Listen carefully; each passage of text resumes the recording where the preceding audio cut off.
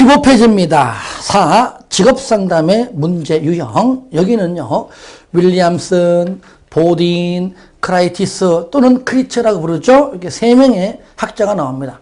잘 구분시켜줘야 됩니다. 1차, 2차 다 잘 나와요. 자, 하나하나 보겠습니다. 자, 먼저 직업상담의 문제 유형인데,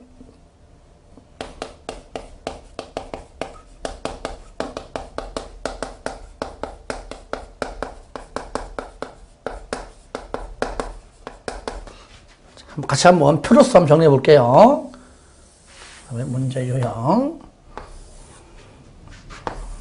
자, 이렇게 꼬리가 올라갔죠, 그죠? 이렇게 좀 정리해서 같이 보겠습니다.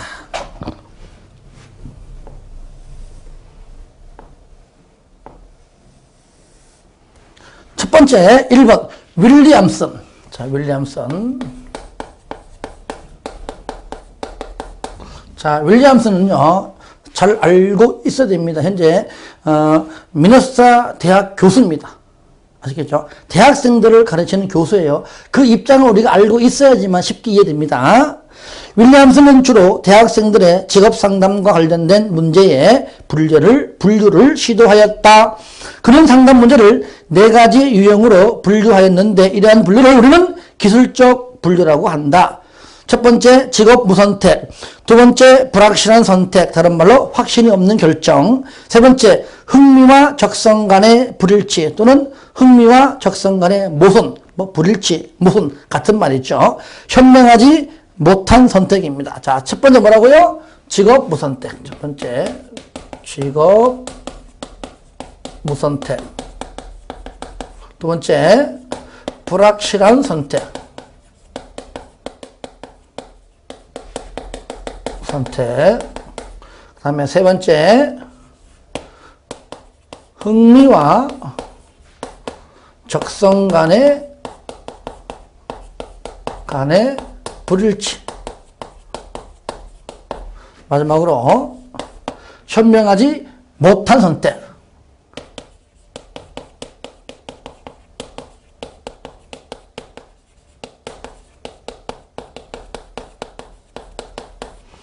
이 4가지입니다. 아시겠죠? 다시 한번 직업 무선택, 불확실한 선택, 흥미와 적성 간의 불일치, 현명하지 못한 선택입니다. 자, 무불흥현. 윌리엄슨 다같이 따라합니다. 무불흥현. 무불흥현이 나와줘야 됩니다. 우리가 부처의 탐전행, 톨버트의 뭡니까? 자상한 개인직업 의사 했듯이 윌리엄슨의 무불흥현. 윌리엄슨 무불흥현. 조금 어색할지라도 한 10번만 해보세요. 익숙해집니다. 윌리엄슨의 무불흥현. 무는 뭐라고요? 직업 무선택. 상담자를 찾아오는 내담자가 전혀 직업에 대해서 뭡니까? 선택을 못 해가지고, 그죠? 온 겁니다. 보세요. 직업을 선택한 적이 없거나 선호하는 직업이 몇 가지 있는데 어느 것을 선택하지 모르는 경우인데, 이러한 내담자가 상담자를 찾아오는 경우를 우리는 뭐라고 한다고요? 직업 무선택이라고 윌리엄슨이 정리한 겁니다. 두 번째, 불확실한 선택. 직업을 선택했지만 교육 수준 부족, 자기 이해 부족, 직업 세계에 대한 이해 부족, 실패에 대한 두려움, 자신의 적성에 대한 불신 등으로 인해 자신의 결정에 확신을 갖지 못한 경우. 세 번째, 흥미와 적성 간의 불일치. 흥미를 느끼는 직업에 적성이 맞지 않거나 반대로 적성에 맞는 직업에 흥미를 느끼지 못하는 등 흥미와 적성이 일치하지 못하는 경우. 네 번째, 현명하지 못한 선택인데 얘는 줄거세요. 얘는 내용까지도 물어보기도 합니다. 목표에 줄거세요. 목표에 부합하지 않는 적성이나 자신의 흥미와 관계없는 직업을 선택하는 경우, 그걸 현명하지를 못하다 그 말이죠. 현명하지 못한 선택입니다. 먼저 내용도 내용이지만 중요한 것은 무불흥현 4가지 있다는 것 반복해서 10번만 따라 하시기 바랍니다. 그 다음에 보딘. 자, 그러니까 윌리엄슨은 좀 외적.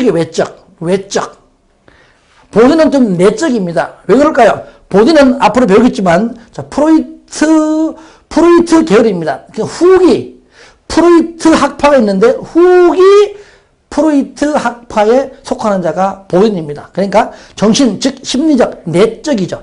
내적, 얘는 외적입니다. 이런 식으로 이해하면 되겠죠. 후기 프로이트 학파다. 일단 이렇게만 잠시만 맛을 잠깐 보여드리겠습니다. 책 봅니다. 보딘은 직업 문제의 심리적 원인이 드러나도록 해야 한다고 주장하고 직업 문제의 유형을 5가지로 분류하였다. 보딘의 분류를 정신역동적, 정신역동적, 정신, 내적이죠. 심리적이죠. 정신역동적 분류라고 한다. 첫 번째 의존성, 두 번째 정보의 부족, 세 번째 자아 갈등, 다른 말로 내적 갈등, 네 번째 선택의 불안, 다섯 번째 확실하지 못한 선택 또는 확신의 결여, 의정자선확 따라합니다. 의정자선확, 의정자선확. 자, 의존성. 의존성. 두 번째, 정보의 부족. 자아 갈등 또는 내적 갈등이죠. 자아 갈등. 두 번째, 선택의 불안. 마지막으로 확신의 결여 또는 확신의 결여 또는 확실하지 못한 선택 같은 말입니다. 확실하지 못한 선택.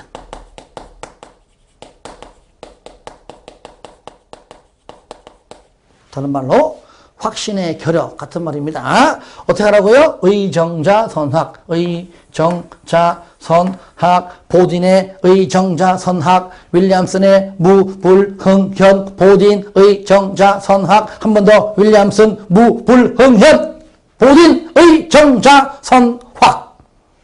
이렇게 해야 객관식 분야에 맞추거든요. 괜히 내가 이렇게 하는 게 아닙니다.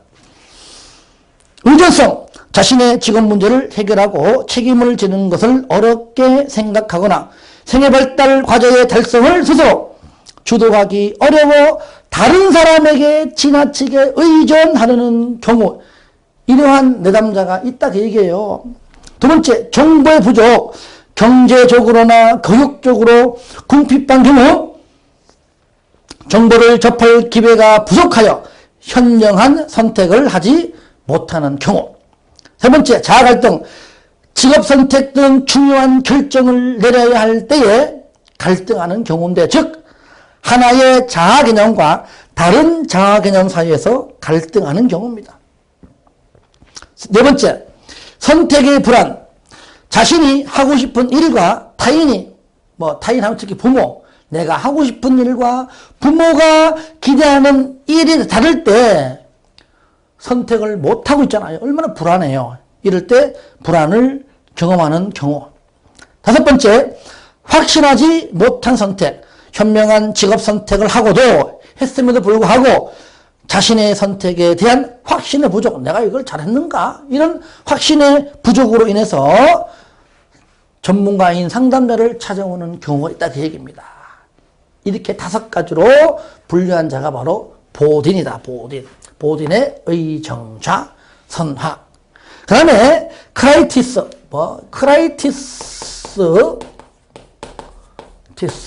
또는 영어식 크리처. 그러니까 출제할 때마다 시험 출제하는 자가 항상 같지 않잖아요. 어떨 때는 문제가 크라이티스라고 묻기도 하고요. 어떨 때는 또 크리츠라고도 합니다. 둘 다 같은 인물입니다. 3번 크라이티스, 즉 크리치의 분류 밑에 줄 거세요. 줄 거 봐요. 크라이티스는 또는 크리치는 직업 상담의 과정을 진단, 문제 분류, 문제 구체화, 문제 해결 등으로 구분하고 직업 상담의 목적에는 진로 선택, 의사 결정, 기술의 습득, 적응의 고양 등이 포함된다고 했다까지 줄 것이 바랍니다. 그러니까 문제를 거꾸로 내요. 뒤에 거 있죠. 직업 상담의 과정을 쭉 하고 쓴 다음에 이렇게 말한 자가 누구냐? 정답 크라이티스 또는 크리치. 줄건 것 알아두시고요. 그러면 상담의 어떤 분류 목적과 여러 가지 내용이 있는데 어떻게 분류했는가? 변인이 3가지입니다. 적응성, 결정성, 현실성이고요. 문제 유형은 적응 문제, 우유부단 문제, 비현실의 문제고요. 직업 선택 유형은 자, 앞에 거 적응성의 두 가지, 결정성의 두 가지, 현실성의 세 가지인데 같이 한번 정리해 보도록 하겠습니다. 자, 그러면 첫 번째 변인. 첫 번째 뭐죠? 첫 번째 적응성. 자, 두 번째 뭡니까? 결정성. 세 번째 현실성. 이것도 할 수 없습니다. 이렇게 적절현. 다 같이 따라합시다. 시작. 적절현. 다시 말하면 요 변인이 변인. 자, 다음 중 크라이티스의 문제 유형 중 세 가지 변인에 해당하지 않는 것. 적절현 빼고 답이니까. 물론 적응성, 결정성, 현실성 이렇게 알아두면 좋지만 너무나 많으니까 그냥 적절현만 알아도 일단 풀잖아요. 적절현을 먼저 안 다음에 저기 뭐더라? 적응성, 결은 결정성, 현은 현실성 이렇게 하나하나 배워가면 된다 그 얘기죠. 그리고 요거는 세 가지 변인이고 문제 유형은 뭐냐? 바로 자 적절현, 적우비, 적응 문제, 우유부단 문제, 비현실의 문제입니다. 뭐라고요? 적응 문제. 얘는 뭡니까? 우유부단 문제.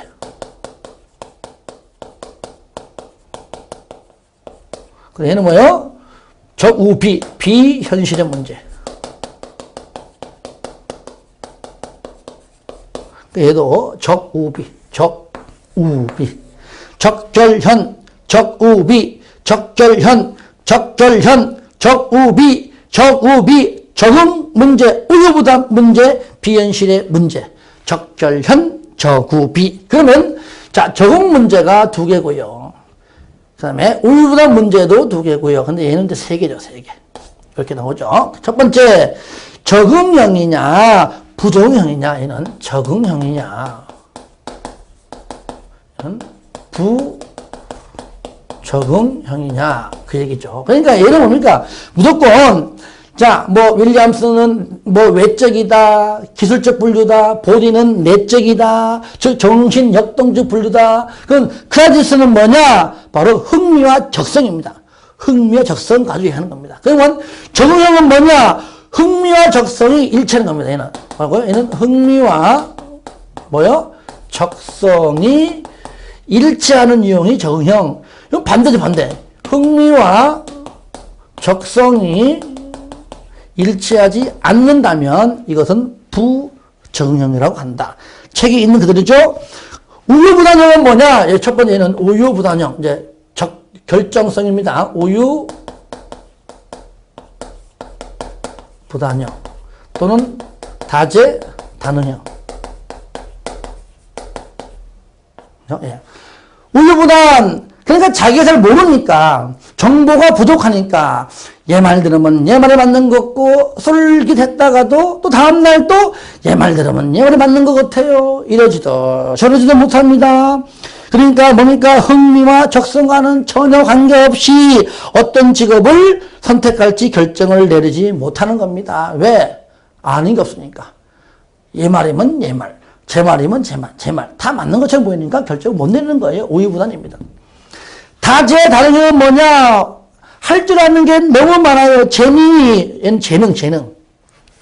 이거랄까요? 재능으로 뛰어나, 또는 가능성. 다 같은 말입니다. 재능. 다 잘해. 이것도, 음악도, 미술도, 공부도 다 잘해. 공부도, 국어, 영어, 수학 다 잘해요.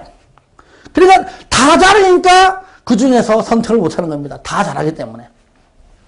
그래서, 재능이 많아.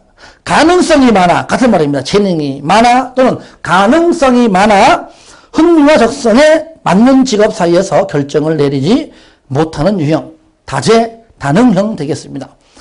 그 다음에 비현실의 문제에서 현실성인데 비현실의 문제에서요. 자, 비현실형이 있고요.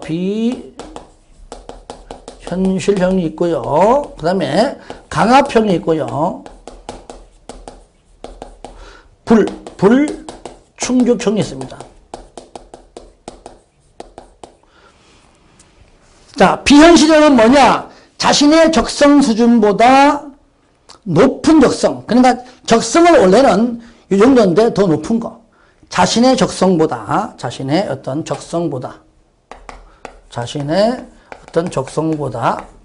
상향 조정. 그렇죠? 예. 바로 적성보다 높은 적성을 요구하는 직업을 선택하거나 그건 현실적이지 못한다. 다시 말하면은 너는 중위권 대학 갈 실력인데 스카이대를 지원하는 겁니다. 그건 현실성이 없는 것이지요. 또 있습니다. 흥미를 느끼는 분야가 있지만 그 분야에 적성이 없습니다. 다시 말하면 자, 흥미는 있는데 여기 뭐가 없습니까? 아예 적성이 없거나, 그죠? 자신의 실력보다 한 단계 더 높은 적성을 선택하는 거, 비현실형. 흥미는 있는데 적성이 없는 경우, 이렇게 두 가지가 있습니다. 강압형, 적성 때문에 직업을 선택했지만 그 직업에 흥미가 없어요. 그러니까 적성은 있는데 뭡니까? 흥미가 없다. 흥미가 없다. 요거는요. 자. 적성 때문에 있는데 뭐가 없어요? 있는데 여기에 흥미가 없습니다. 어찌 보면 비현실형과 반대죠. 흥미는 있는데 적성이 없고 얘는 적성은 있는데 흥미가 없다 그 말이죠. 그 다음에 마지막으로 불충족형. 흥미를 느끼는 분야가 있지만 자신의 적성 수준보다 낮은 그러니까 이거는 보세요. 흥미는 있는데 뭐요? 자신의 적성보다 뭡니까? 낮은. 자, 잘 보세요. 그러니까 하향 조정, 자신의 적성보다 낮게 가는 것은 뭔가 충족하지 못하다. 올라가는 것은 현실적이지 못하다 그 말입니다. 그래서 이런 식으로 좀 나누어서 정리하면 우리가 좀 쉽게 알 수가 있겠죠. 먼저 요것도요. 요거 적, 부, 우, 다 비, 강, 불. 이렇게 일단 두 개, 세 개 나누어지는 것부터 먼저 해야 됩니다. 적절현, 적우비, 적부, 우다, 비, 강, 불. 어색합니까? 10번만 따라하세요. 아니면 10번만 하세요. 평상시 하지 말고 화장실에 가서 5분 동안 앉아있을 때 앉아서 뭐합니까? 무, 불, 흥, 현, 의, 정자, 선학, 적절현, 적우비, 적부, 우다, 비, 강, 불. 이렇게 해서요. 10번만 앉아서 외쳐보세요. 다 외웁니다. 그런 다음에 하나하나 따지면 된다 그 얘기죠. 한꺼번에 다 할 수는 없잖아요. 이렇게 정리를 하는 걸로 하겠습니다. 할만하죠? 예. 문제 풀어봐 주시고요. 밑에 5 보겠습니다. 전화 상담과 사이버 상담. 자, 같이 한번 보겠습니다. 전화는 여러분들 휴대폰 다 있잖아요. 당장이라도 지금 상담하고 싶을 때 전화기 누르면 되는 겁니다. 직접 상담소에 가지 않아도 되죠. 그죠? 장점. 첫 번째, 익명성이 보장되어 신분 노출을 꺼리는 내 남자에게 적합하다. 그렇죠. 전화해가지고 뭐 이름이 얼마든지 뭐 가명 쓸 수 있기 때문에 그렇죠. 두 번째, 접근성이 좋아. 그렇죠. 전화는 바로 있는 거니까. 그죠? 바로 전화하기 때문에 접근성이 좋아. 언제 어디서나 쉽게 상담을 받을 수 있다. 세 번째, 저렴한 비용으로 상담을 받습니다. 직접 가면은 상담 비용 나오지만 전화는 뭐 내 전화기만 누르면 되는 거니까요. 직접 가서 대면 상담보다는 저렴하죠. 네 번째, 청소년의 성문제 같은 사적인 문제를 상담하는 데 좋다. 그러니까 성문제는 직접 가서 하기에는 뭔가 좀 용기가 없고 좀 창피하기도 하고 그럴 때는 얼굴이 안 보이니까 전화로 하는 경우가 있다 그 얘기죠. 다섯 번째, 응급 상황에 있는 내 남자에게 도움된다. 너무 급할 때는 빨리 전화해야지. 언제 찾아갑니까? 장점, 읽어봄으로써 이해가 될 겁니다. 그 반대로 단점. 첫 번째, 이례적인 경우가 많아 지속적인 상담을 통한 만족할 만한 문제 해결 어렵습니다. 즉 상담이 일회성으로 끝나기 쉽다. 전화해놓고 내가 또 내일 전화할게 해놓고 대부분 하지 않습니다. 두 번째, 음성, 목소리, 얼굴 안 보이잖아요. 얼굴 표정도 안 보이잖아요. 음성 언어로만 제한되기 때문에 시각적이고도 비음성 언어적인 정보를 얻을 수 없다. 즉 전화상으로만 접촉함으로 내면 파악이 곤란하다. 세 번째, 대면 상담이 아니기 때문에 상담받는 사람의 반응을 알 수 없어. 요거 중요해요. 줄 겁니다. 제일 중요합니다. 상담 관계가 안정적이지 못하다. 직접 상담소에 가서 대면 상담은 앞으로 5회기 하겠다, 8회기, 10회기, 그죠? 거기에 맞춰가지고 상담이 이루어지는데, 전화는 한번 한 다음에 내일 할게 해놓고 안 하는 경우가 많기 때문에 어떻습니까? 상담 관계가 당연히 안정적이지 못하다. 시험에는 상담 관계가 안정적이다 라고 내요. 틀리지요. 부저 누르세요. 띠! 아시겠죠? 안정적이지 못하다. 그 다음에 네 번째, 상담에 대해 무책임하기 쉽다는 겁니다. 그렇죠? 대충 얘기하고 말해 끊어버리고. 자, 두 번째는 사이버 상담이에요. 사이버 상담. 요즘은 청소년들이 많이 하고 있죠. 그냥 상담소에 직접 가는 것도 싫어요. 전화하는 것도 싫어요. 그냥 인터넷 들어가서 홈페이지 들어가서 거기 상담할 수 있는 글쓰기란에, 그죠? 글로 써. 그죠? 말로 하면은 금방 할 것을 글로 장문을 쫙 해서 하는 겁니다.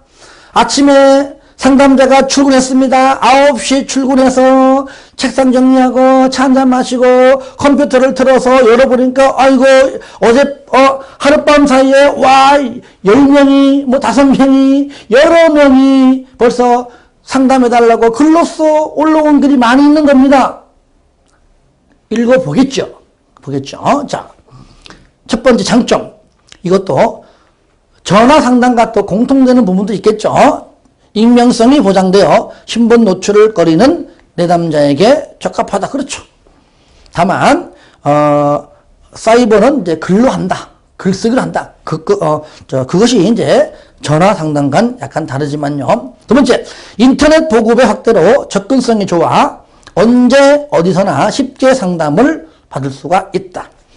세 번째, 저렴한 비용으로 상담을 받고요. 네 번째, 개인의 지위, 연령, 신분, 권력 등을 짐작할 수 있는 사회적 단서가 제공되지 않으므로 전달되는 내용 자체에 많은 주의를 기울이고 의미를 부여할 수가 있다.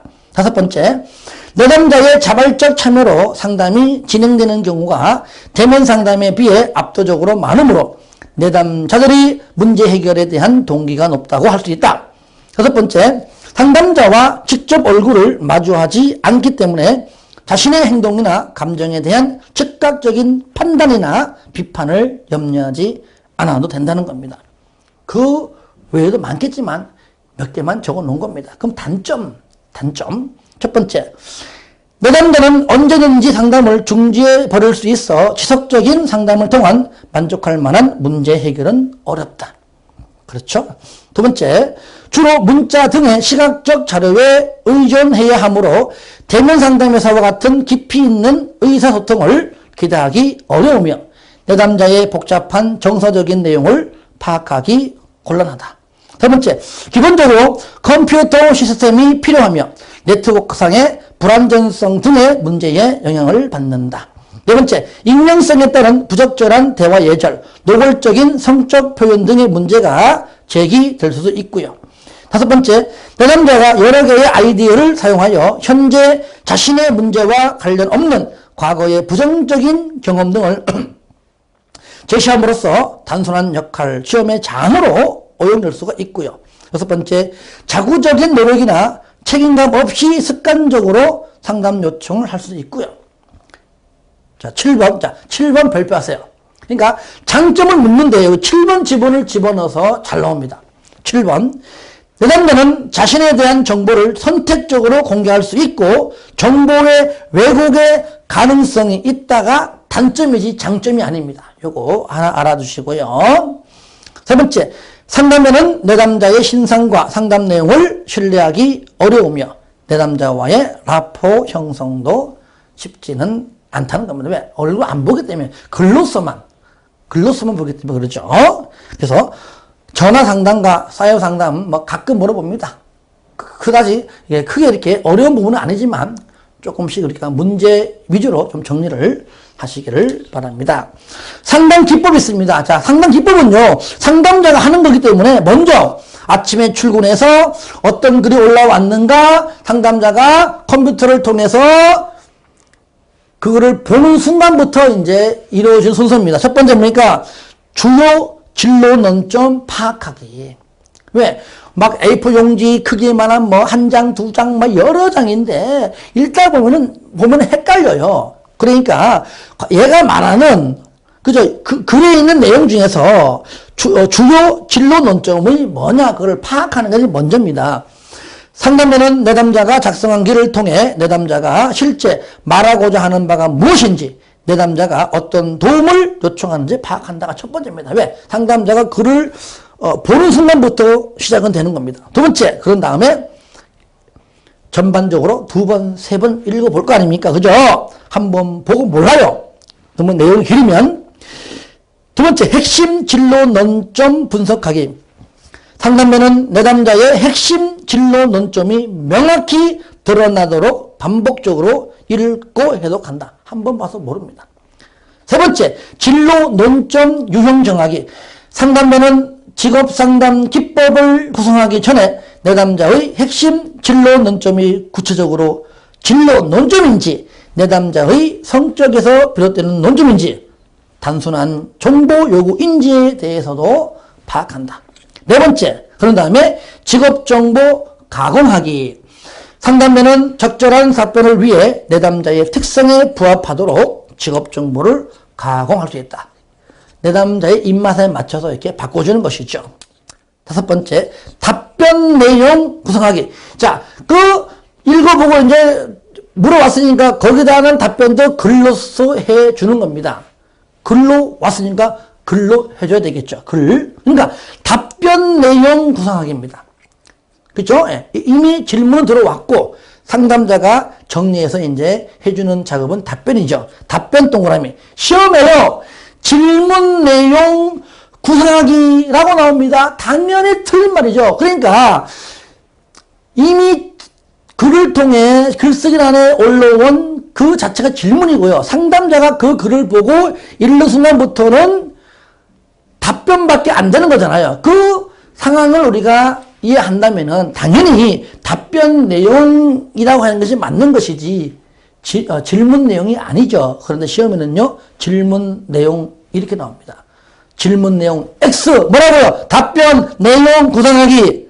질문 내용 X 아시겠죠? 상담자는 답변을 하기에 앞서서 제시할 논점이 무엇인지 구체적으로 결정한다. 그런 다음에 이제 구성했죠? 작성하기죠. 답변 작성하기. 당연하죠. 질문 아닙니다. 답변 작성하기. 상담자는 내담자에 대한 존중의 표시로 반드시 존칭을 사용하며 관계 형성을 위해 친숙한 표현 방식으로 답변을 작성한다. 여기까지가 우리가 이제 1장 파트의 마무리인데, 자, 밑에 보시면은요, 우리가 깊이 있게 갈 필요 없지만은 가끔 가다가 이렇게 물어보기 때문에 우리가 한번 정리해 본 겁니다. 자, 보세요. 갤라트가 제시한 의사결정과정 8단계인데 이걸 순서가 맞는 것 이렇게 물어봐요. 1단계 목적의식, 그 다음에 정보수집, 대안 열거, 대안의 결과 예측, 대안의 실현 가능성 예측. 그러니까 3단계, 4단계, 5단계는요, 앞자가 대안. 그러니까 대안인데 3단계는 대안 열거고, 4단계는 대안의 결과 예측이고, 5단계는 대안의 실현 가능성 예측입니다. 그 다음에 6단계는 가치 평가, 7단계는 의사결정, 8단계 평가 및 재투입인데, 순서만 물어보니까 갤라트가 어떤 친구인까지 깊게 가지 말고요. 순서만 일단 알고 가자. 왜? 맞추기 위해서. 그죠? 그래서 요거는 이렇게 하세요. 목적의식의 목 동그라미. 정보수집의 수집의 수 동그라미. 그 다음에 3, 4, 5는 앞에 대안은 다 똑같으니까 그걸로 하면 안 되겠죠? 3단계는 열 동그라미. 4단계는 실 동그라미. 4단계. 결. 5단계가 실 동그라미고요. 4단계는 대안의 결과 예측에서 결 동그라미. 5단계는 실현 가능성의 실 동그라미. 그 다음에 6단계는 가. 7단계는 의. 8단계는 평. 목수, 열, 결, 실, 가, 의, 평. 아시겠죠? 목수, 열, 결, 실, 가, 의, 평. 켈라트.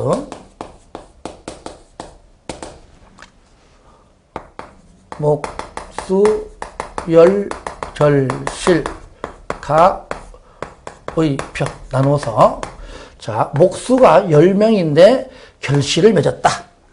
이렇게 암기하는 방법이 있습니다. 이렇게 다시 하겠습니다. 목수가 있는데 목수가 몇 명? 10명이에요. 10명이 결실을 맺었다. 목수 열결실 가의평. 목수 열결실 가의평. 목수 열결실 가의평. 이것도 어거지이지만 10번만 하시면 문제 맞춥니다. 어쨌든 이거라도 해야지 문제 맞출 거 아니에요. 그죠? 예. 자, 밑에 보세요. 또 하나 있습니다. 종단적 연구가 있고요. 횡단적이 있는데 의미 종단적 연구가 뭐냐? 줄 끄세요. 시간의 흐름에 따라 줄 끄고요. 횡단적 연구가 뭐냐? 줄 끄세요. 일정 시점에서.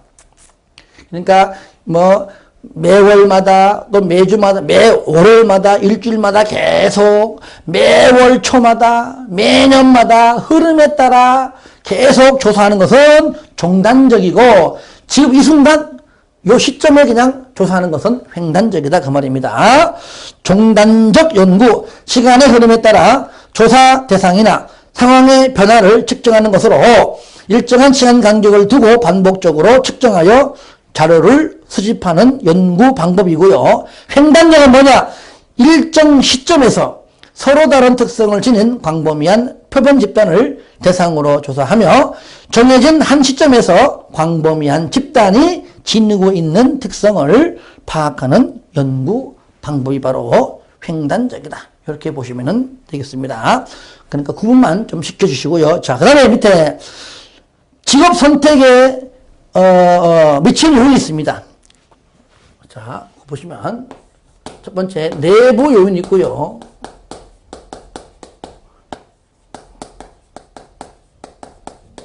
자, 요래 있는데, 자, 내부는 뭐냐면, 요거는, 내부는요, 자, 자신과 관련이 직접적으로 있는 것은 내부고요. 요거는 뭐, 요거는 자신, 외. 자신과 관련된 것은 내부 요인.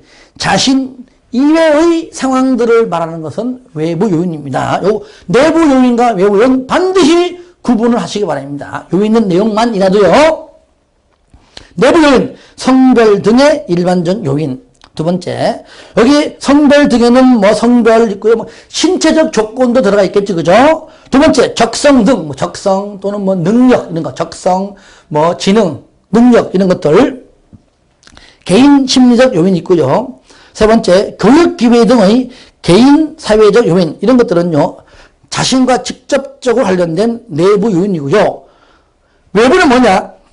내 자신 이외의 상황들인데요. 첫 번째, 훈련 수준 등의 개인 정보적 요인. 개인자 들어갔다고 내부 아닙니다. 훈련 수준, 레벨, 수준이 A냐, B냐, C냐, 내 수준이 A냐, 내 수준이 B냐, 내 수준이 C냐. 예를 들어, 이런 개인의 어떤 정보적 요인은 외적이 외적. 그 외적에 나를 내가 맞추는 거잖아요. 그저 그 레벨에, A 레벨에 내가 맞추는 거, 상황들에 맞추는 거죠. 그죠? 예. 자, 나의 훈련 수준 등에 관한 내용들을 개인 정보적 요인, 거기에 맞추는 것들. 다시 말하면 훈련 수준 등의 개인 정보적 요인은 외부입니다. 하나 더. 가정 환경 등의 가족적 요인은 전부 다 나 외죠. 그죠? 예. 내부 요인과 외부 요인 반드시 구분을 하시기 바랍니다. 그 밑에 문제를 풀어봐 주시고요.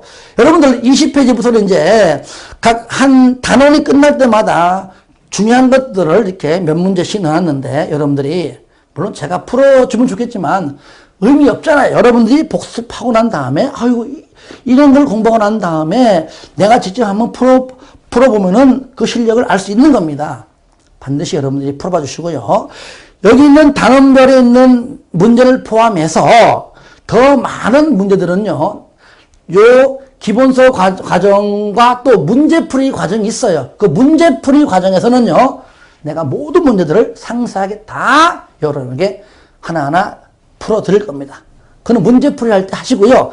여기 기본서에 있는 문제는 여러분들이 복습을 통해서 한번 점검하면서 풀어보시길 바랍니다.